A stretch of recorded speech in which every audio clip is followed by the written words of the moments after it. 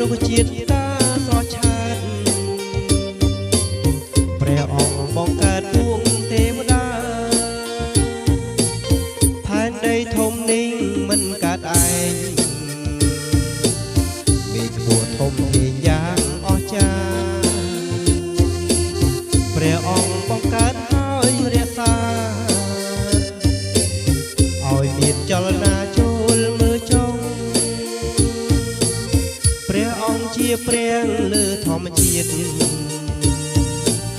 នៃទឹករឿងធាតុកោខ្យល់ជុំ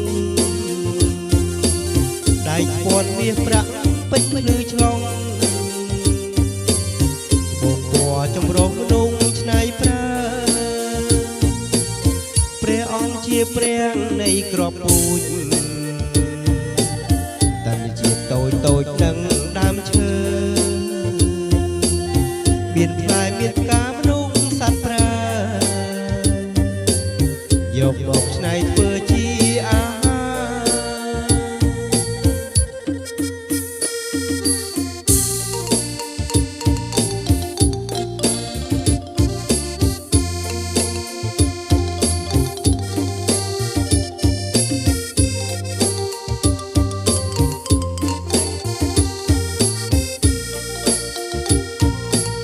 សពសត្វនៅរស់ទ្រង់បង្កើត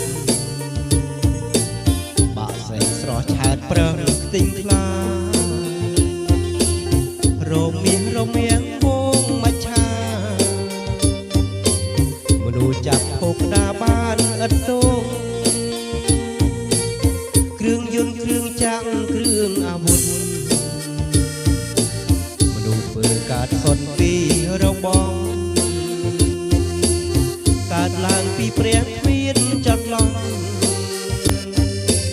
ធ្វើកើតប្រើចុងដឹងគុណព្រះព្រះគ្រីស្ទជាព្រះមនុស្សលោកយើង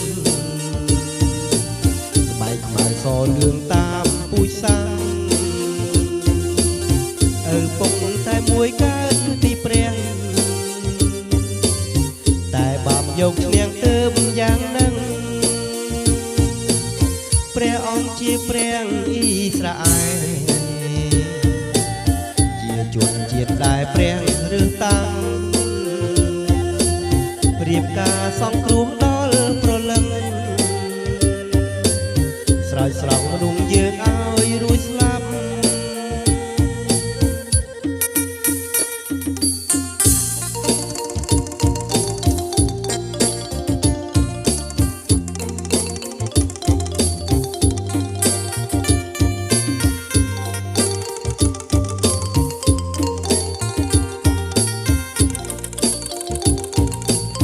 ព្រះអង្គមិនព្រះតែបារាំងអាមេរិកកាំងក្លឹងអារ៉ាប់ជាព្រះខ្មែរដែលចូលត្រង់ត្រាប់ថាឲ្យញីស្ដាប់ព្រះគ្រប់ជនព្រះអង្គជាព្រះលើទាំងព្រះមានតែទ្រង់ច្បាំងពេញព្រះគុណរីព្រះអាទិត្យឥតមានបុណ្យ